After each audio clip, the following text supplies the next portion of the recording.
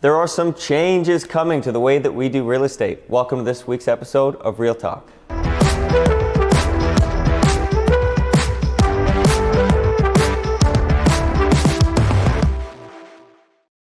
This week we have the wonderful Keri Taylor. Keri, you've been an agent with us for the last year and a half.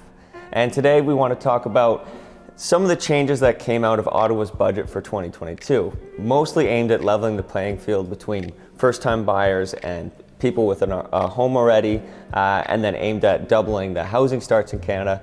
But some of the more interesting talking points, I think, were things like blind bidding and making it a right to have a home inspection when you buy your first home. Let's start with blind bidding. So I'm going to ask you, first of all, how are offers currently handled when you've got multiple offers, and what would differ if they implemented this change? Okay, first of all, thank you, Peter, for having me on. Thanks for coming on. So currently in the multiple offer situation, you submit an offer and your clients have no idea what the other offers are.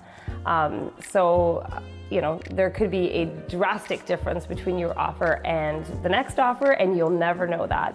Typically what happens, the listing agent will come back and ask you to improve your offer, and you may already be the number one offer, and it's, you're not necessarily going to get that information out of the listing agent. And so then you might actually improve an offer that is already the best offer, and you would never know that. Yeah, so you're completely in the dark on what the other offers are. Absolutely. And I think the big problem with this right now is, even though there are rules in place and standards, and we have rules that we have to follow, there's still a lot of distrust, because you do have to put trust in the fact that the listing agent is telling you that there are two other offers, and there is in fact an offer, and you have no idea what their prices are. Right. And in fact, I've been in a situation where I'm pretty sure there was a big difference between my offer and the other offer. We were about $100,000 apart, and the listing agent came back, asked us both to improve, and we did a little bit, and they did way over asking. And I'm not entirely sure that was the right thing to do for the listing agent, to ask both of those people to improve when they obviously had a clear winner. Yeah, and I've seen situations, one that I was involved in just a few weeks ago, where a house was listed around $600,000, and then I was shocked to see the sale price about a week later, where it sold to almost 3 times more than that price. Maybe in an instance like that, that person may not have paid that crazy premium if they knew exactly how far behind the previous offer was. So that exactly happened to me a couple weeks ago too. Yeah. So I think it's a very positive thing. It'll be interesting to see how it's implemented. Is it going to be auction style where you're all in a room, or maybe you're all on teams, or is it going to be automated through like the same system we use for showings? Who knows? And then the next thing, so the not mandatory, but the legal right for a buyer to have a home inspection. What are your thoughts? I think that's great, especially for first-time home buyers who don't know an awful lot about the house. It's great to have somebody, a professional, take you through it and really explain all the different systems and point out things that are important to notice.